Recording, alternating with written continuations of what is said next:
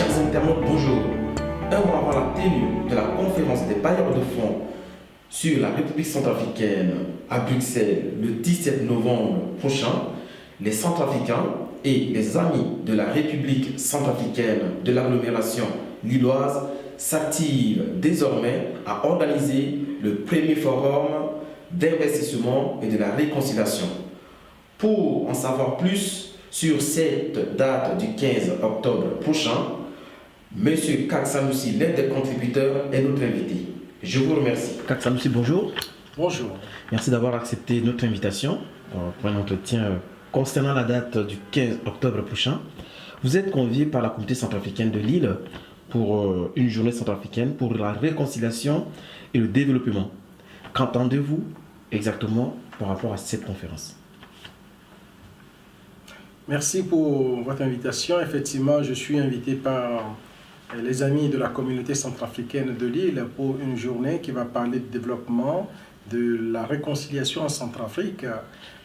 Étant un acteur qui suit l'actualité centrafricaine depuis un certain nombre d'années, je pense que c'est une journée qui tombe à point nommé, puisque ce serait 6 mois après la venue de professeur Faustin Archange Touadéra à la magistrature suprême. Et je pense que la situation du pays aujourd'hui exige qu'il y ait un point d'étape qui soit fait pour voir aussi comment les acteurs de la diaspora s'impliquent et peuvent accompagner la dynamique du président de la République.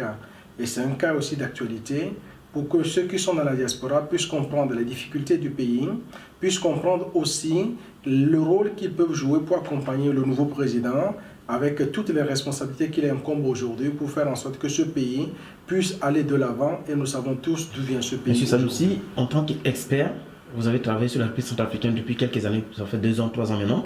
Quels sont les axes ou les thématiques qui seront abordées en cette date du 15 octobre prochain?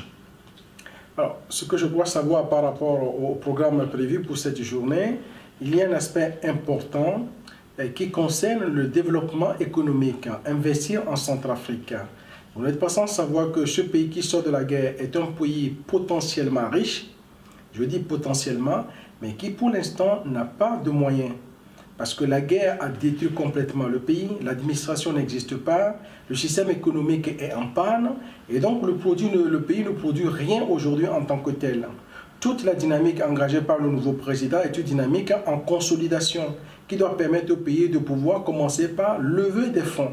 Et donc cette journée, je pense, c'est que les entreprises qui sont invitées sont des entreprises qui doivent être attirées pour venir investir en Centrafrique, pour faire en sorte qu'on puisse avoir de la circulation d'argent et que différentes activités économiques puissent donc émerger et permettre à l'État de pouvoir remplir toutes les urgences que nous avons aujourd'hui. Quels sont les enjeux? Effectivement, cette conférence qui a lieu seulement 1 mois avant la grande table ronde concernant la République centrafricaine.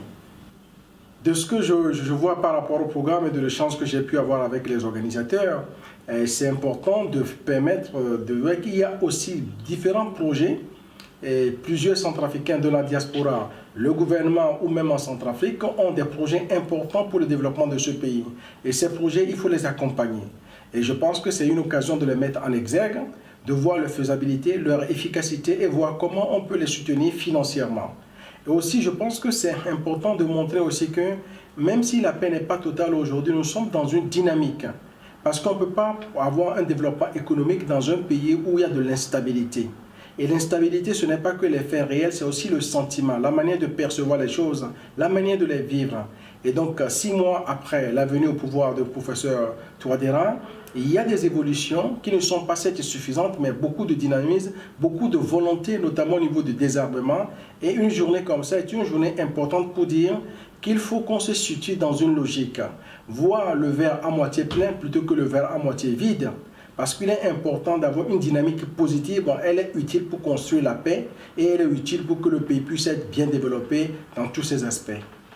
Monsieur Sanoussi, nous vous remercions d'avoir répondu à toute cette question et nous disons au 15 octobre prochain. Merci à vous.